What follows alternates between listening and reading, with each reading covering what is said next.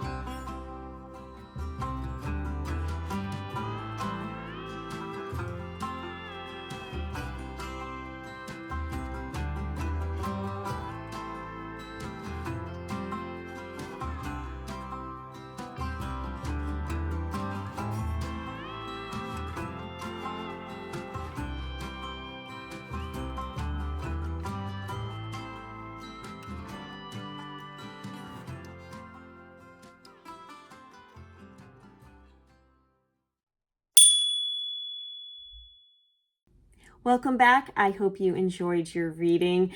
And I am going to go ahead and share what I read today in my nugget. Again, as was yesterday, I read If Women Rose Rooted by Sharon Blackie. Continues to be great. The nugget that I'm going to share is again an excerpt, so let me go ahead and read that. And in order to kickstart the process of transformation to which we've now committed ourselves, we have to destroy old ways of thinking, remove old limits. So grope your way blindly into the darkest cave. Let yourself sink to the bottom of the deepest lake. Jump into the black, bottomless well. It is this descent in which we go down and face the dark goddess in the other world, which destroys outmoded forms of being and prepares us to develop the wisdom we need to give birth to our most authentic self. The self that knows its place in the world, that has its feet firmly planted in the rich loam of the earth. The self that can begin finally to act from that place of solid, grounded rootedness. And I love that. I'm finding a lot of those little quotes to pull from this book that are nuggets that I need to take with me.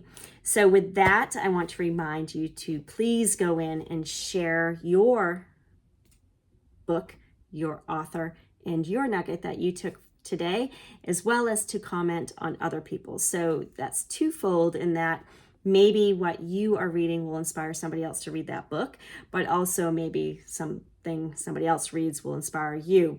Before I leave you, I did want to share you in case this book appeals to you or a book similar to this.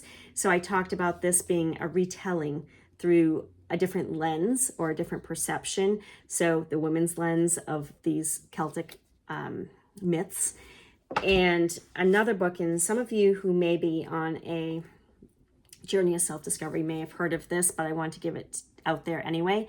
Women Who Run with the Wolves by Clarissa Mikola Estes.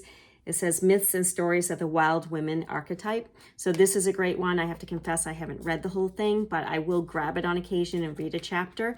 I've had it on the bookshelf for years, so this is a great one, as well as more of a bestseller that many of you have probably seen out there. This was a required reading. I was going to say recommended, but it was a required reading by my oldest child a few years back when it first came out. It's Circe, I guess that's how you say it, by Madeline Miller.